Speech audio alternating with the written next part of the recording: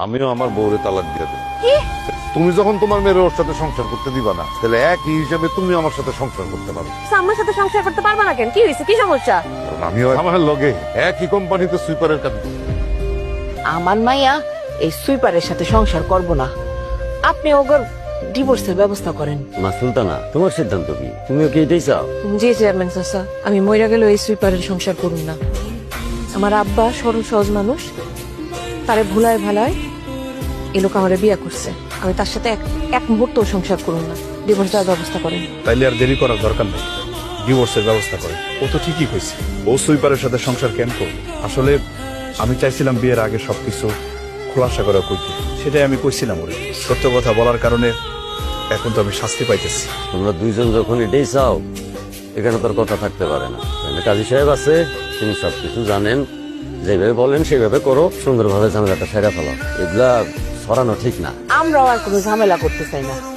কাজী সাহেব কোথায় সই করতে হইব আপনি কইয়া দেন, আমার মাইয়া ওইখানে তাড়াতাড়ি সই করে দিব। কাগজপত্র তো সব রেডি আছে, খালি একটা সই দিলে হয়ে যাবে।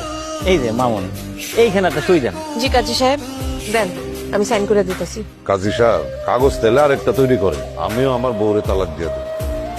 কি? এই সুইপারের জন্য আপনি আমার এত বড় কথা বললেন? ওই যেরকম প্রবাসী রেমিটেন্স যোদ্ধা, আমিও সেরকম প্রবাসী রেমিটেন্স যোদ্ধা। তুমি যখন তোমার মেয়ের ওর সাথে সংসার করতে দিবা না, তাহলে একই হিসাবে তুমি আমার সাথে সংসার করতে পারো। আব্বা তোমার মাথা নষ্ট হয়ে গেছে? আম্মার সাথে তুমি কত বছর ধরে সংসার করতেছো? হ্যাঁ, আর হঠাৎ করে এই সমস্ত কথা বলছো। আম্মার সাথে সংসার করতে পারবা না কেন? কি হয়েছে? কি সমস্যা? সংসার করতে পারবো, কারণ আমিও একজন। আব্বা থাক না, এগুলার নতুন করে বলার দরকার নেই। জামাই তুমি আমারে থামাও না, আজকে আমারে বলতে দাও, কারণ সত্যটা সবার জানা দরকার আছে। শোন না, যেই কারণে আজকে জামাইরে তোরা সবাই মিলে এত অপমান করতেছ, সেই কারণের অংশীদার কিন্তু আমিও। কি করতেছো আব্বা? তুমি অংশীদার মানে? তোমার আর তার মধ্যে কিসের মিল?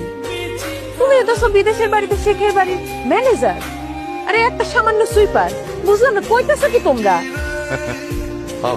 তোরা সবাই জানো যে আরব দেশে আমি এক শেখের বাড়িতে ম্যানেজার ছিলাম। তোরা বুঝান্তি।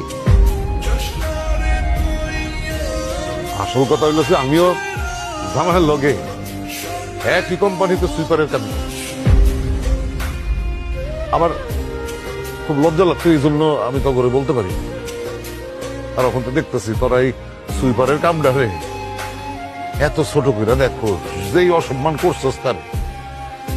অথচ দেখ, আরব দেশে বৈশা এই সুইপারের কাম করে আমি যেই টাকা ইনকাম করছি, সেই টাকা দিয়ে কিন্তু তোরা বাড়ি বানাইছস, লেখাপড়া শিখছস, বড় হয়েছস, খাওয়া দাওয়া করছস, চিকিৎসা করছস। মাসের পর মাস যে টাকা ইনকাম করে তোমাকে পাঠাইছি, সেটা ওই সুইপারের কাম করে পাঠাইছি। বিশ্বাস করি না আমি বিশ্বাস করি না আপনি বিদেশে গিয়ে সুইপারের কাজ করতেন। এই কথা আমি বিশ্বাস করি না। তুমি বিশ্বাস না করলে কিছু করার নাই, কারণ আমি বিদেশে সত্য সত্যই সুইপারের কাম করছি, অনেক কষ্ট করছি। কিন্তু যখন তোমাকে দুজনের চেহারা আমার চোখের সামনে বাইরে উঠছে, তখন সব কষ্ট আটকে আবার কামে চলে গেছি। মাস শেষে যখন বেতনের টাকাটা তোমাদের পাঠাইতে পারছি, তখন অনেক আনন্দ লাগছে, শান্তি পেয়েছি। তোমরা তোমরা এই কাজটারে এত নিকৃষ্ট মনে করতেছো, তাই না? এত নিকৃষ্ট একটা কাজ। জামাই বাবা যেখানে আমার লগে কাজ করছে, দিনের পর দিন আমি ওটা দেখছি, ওর আচার ব্যবহার, ওর মতন সব ছেলে আমি জীবনে আর দেখি।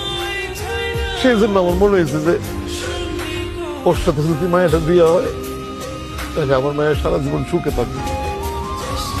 কিন্তু আমি তো বুঝতে পারিনি তোমরা কাম দিয়ে জামাই বাবা বিচার করবা, মন দিয়ে বিচার করবা, বুঝতে পারিনি। সুলতানার মা, আর তুমি যেই কাজের লাইগা তোমার মায়ের সংসার ভাঙতেছিলা, সে একই কাজ তো তোমার স্বামীও করে। আসলে আমরা সবাই এই বিদেশ যাওয়া মানুষগুলার টাকাটা দেখি, তারা যায় টাকা পাঠায়, আমরা আনন্দে থাকি। তো তাদের যে কষ্টটা, সেটা আমরা একবারও চিন্তা করি না। এখন তাহলে তোমার মায়ের যে কারণে তুমি ডিভোর্স দেওয়াইতেছো, সে একই কারণে তুমিও তোমার স্বামীর ডিভোর্স দিয়ে দাও। ঠিকই কইছেন চেয়ারম্যান সাহেব, ঠিকই কইছেন। যেই কারণে তুমি তোমার মেয়ের ওর সাথে সংসার করতে দিবা না, একই কারণে তুমি আমার সাথে সংসার করতে পারবা না। একটা কথা জানো, বিদেশে বাঙালিরা অনেক কষ্ট করে, ওরা যখন যে কাম পায় সেই কামটাই করে, কাম ছোট না বড় এটা কেউ বিচার করেন না। কিন্তু আমাদের দেশে তোমাকে প্রথম কিছু মানুষ কাম দিয়া মানুষকে বিচার করে, মন দিয়া করে না। আব্বা তুমি আমার লজ্জা দিতেছো কেন? এত কথা কওয়ার দরকার নেই আব্বা। তোমরা যারা বিদেশে যাও পরিবার পরিজনকে ভালো রাখার জন্য তো যাও, একটা ভালো চাকরি পাইবা এই আমরা আশা করি। কিন্তু প্রবাসী কত কষ্ট করে তোমরা টাকা উপার্জন করে তোমাদের পরিবারে ভালো রাখো, এটা এ সম্পর্কে তো আমাদের কোনো ধারণা নাই। আব্বা আমার মাফ করে দিও।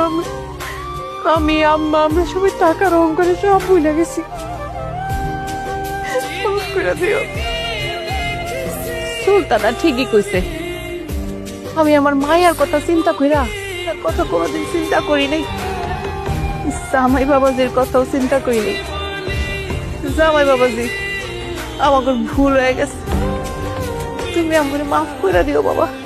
আম্মা, আমার কাছে মাপ চাইতেছেন কেন?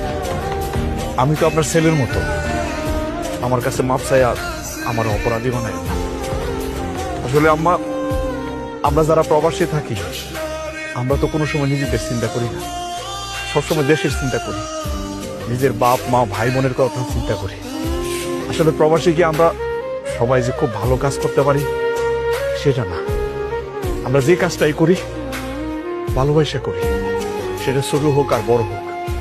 কারণ আমাদের মাথায় সবসময় চিন্তাই থাকে মার মুখে হাসি ফুটানো, বাবার মুখে হাসি ফুটানো, ভাই বোনদের মুখে হাসি ফুটানো। সুইপারের কাজ হোক আর অফিসের কাজ হোক, আমরা বড় করে দেখি না, আমরা সবসময় দেশের চিন্তা করি। আর বউ, এটা ঠিক যে আমি ভুল করছি, বিয়ের আগেই তোমার জানানো উচিত ছিল। আমি ভাবছিলাম বিয়ের পর তোমার সবকিছু খুলে কমো, তুমি হয়তো মানে নেবা, আমারই ভুল হয়ে গেছে। আপনি এসব কি কইতাছেন? আপনি আমার মাফ করে দেন। আমি না যাই না বুঝে আপনারা অনেক খারাপ কথা কইছি, অনেক অপমান করেছি, যেগুলো করা আমার উচিত হয় না। টাকার অহংকারে আপনার মতো একটা ভালো মানুষকে অনেক দূর করছি। আপনি আসলে একটা রত্ন, আপনার মতো রত্নরে আমি চিনতে পারি নাই, আমি পায়ে ঠেলছি। আপনি আমার খুব করে দেন। বাবা, বৌমা যখন এত করে কইতেছে, বৌমা তুই মাফ করে দে, এইবার তোরা সুখে সংসারটা কর। বাবাজি, আমার মায়েরা ছোট মানুষ, তুমি মাফ করে দিও, নতুন করে আবার সবকিছু শুরু কর। এবার কিন্তু সবাই আমারে লজ্জা দিতেছে, আমি কিন্তু সত্যি সত্যি লজ্জা পাইতেছি। সুলতানা যেহেতু তার ভুল বুঝতে পারছে, আমি তারে মাফ করে দিলাম। এবার সবাই খুশি তো? আরে তাহলে তো হয়ে গেল। হ্যাঁ, তাহলে এখন তো আবার নতুন করে বিয়ের আয়োজন করতে হয়, কি কর কাজ? আর একটা নতুন